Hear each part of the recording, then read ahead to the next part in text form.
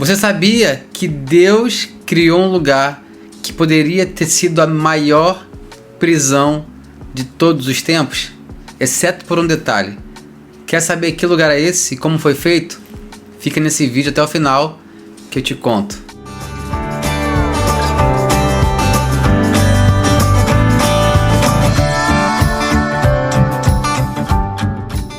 E aí pessoal, tudo bem? Bem-vindos a mais um episódio do nosso canal. Hoje nós vamos falar um assunto bem interessante. Uma prisão ou uma quase prisão perfeita que Deus criou.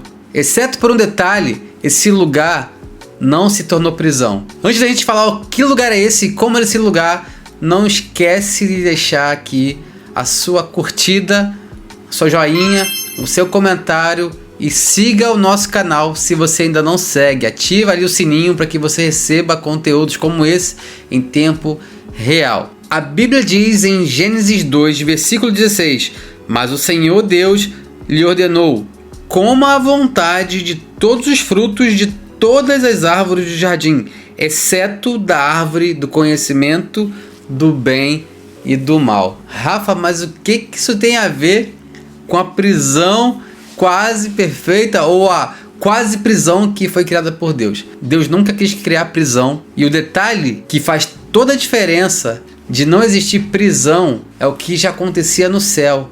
Deus fez acontecer na terra quando ele criou o homem. O Éden, ou o Jardim do Éden, poderia ter sido a maior prisão de todos os tempos, ou a prisão de segurança máxima de todos os tempos, mais seguras de todo o planeta. Impossível de sair, impossível de entrar. Exceto por um grande detalhe. E que detalhe é esse? Escolha. Livre arbítrio.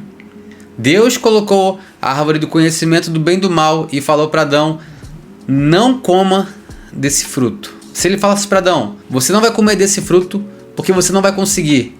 E você imagina Adão lá tentando pegar: eu vou pegar esse fruto, não consigo, minha mão tá entortando, eu vou tentar comer, não consigo, vou de volta para a árvore, eu não consigo pegar do fruto porque Deus não deixa eu errar. Se não tivesse a opção da árvore do conhecimento do bem e do mal, a opção de escolher errar, o Jardim do Éden teria sido uma grande prisão. Porque a palavra diz que aonde o Espírito do Senhor está, ali a liberdade. Logo, o que o Senhor preza na presença dele?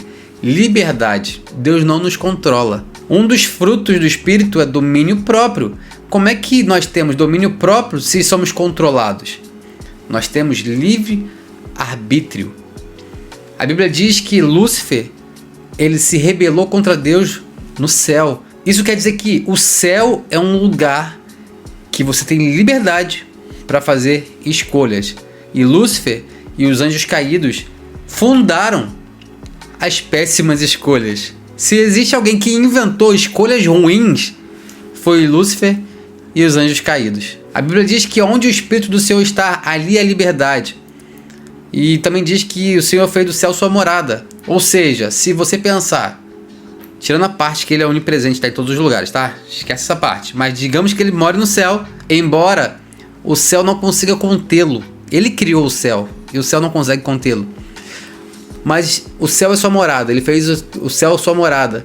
Então ali, que tem a maior concentração da sua presença, por assim dizer, é o lugar que mais nós temos liberdade para fazer escolhas. Porque onde o Espírito do Senhor está, ali a liberdade. Muitos de nós achamos que Deus precisa nos controlar, porque se ele não nos controlar, eu vou fazer escolhas ruins. Mas aí que está a grande questão. Se eu não tenho poder de escolher, eu não tenho poder para amar.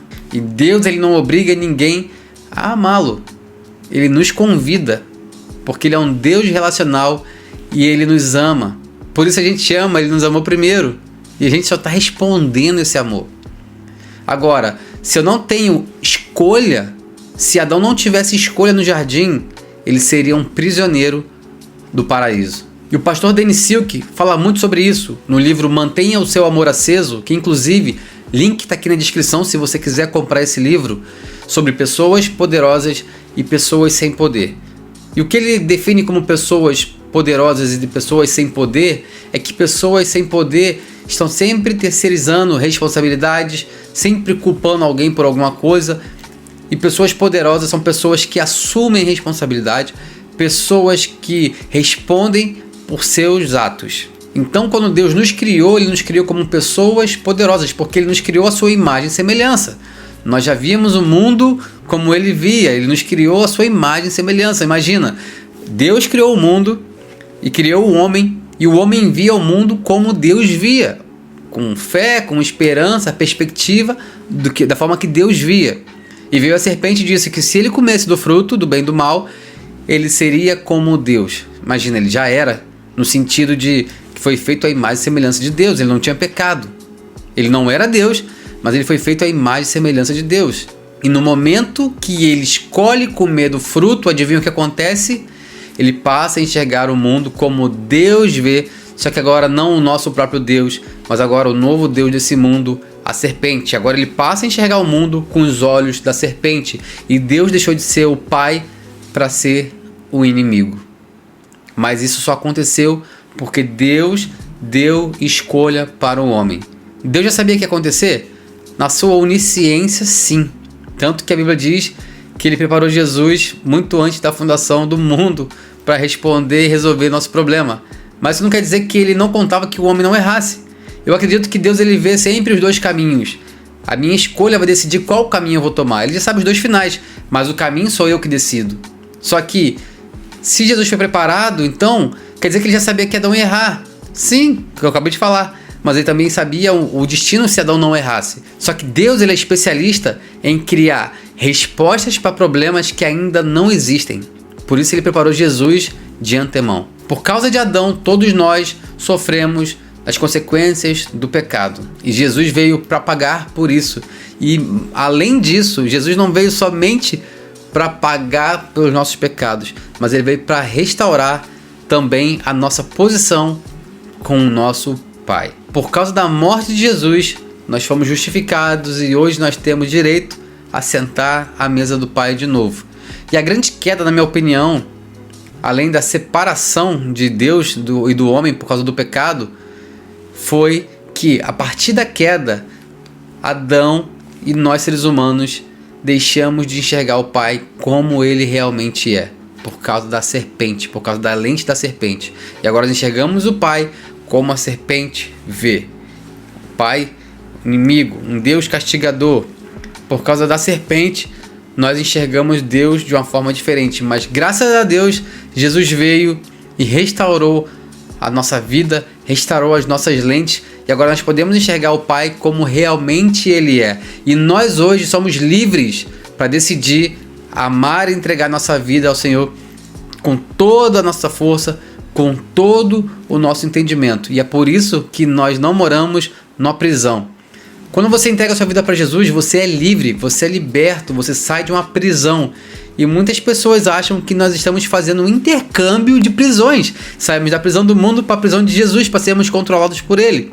E não é assim que funciona, porque Ele nos transformou em uma pessoa poderosa. E pessoas poderosas respondem por seus atos. Pessoas poderosas não terceirizam culpa. Pessoas poderosas assumem suas responsabilidades. Por isso, lá no Éden, que não foi feito uma prisão. Lá no Éden foi feito um paraíso, um lugar de escolha. Por quê?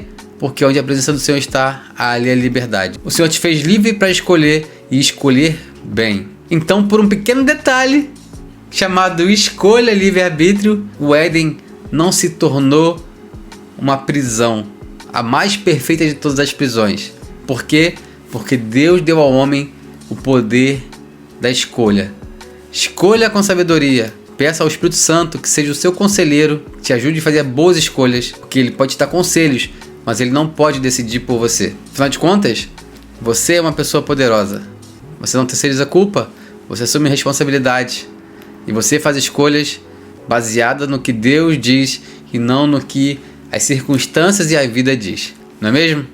Fez sentido esse episódio? O que você achou desse episódio? Você sabia dessa informação? Você já tinha parado para pensar sobre isso? Não se esqueça de comentar aqui embaixo o que você achou desse episódio, deixar o seu joinha e seguir o nosso canal se você ainda não segue. Também não esqueça de passar na descrição desse vídeo, que tem links especiais para você lá, tá bom? Deus te abençoe, até nosso próximo vídeo. Tchau, tchau.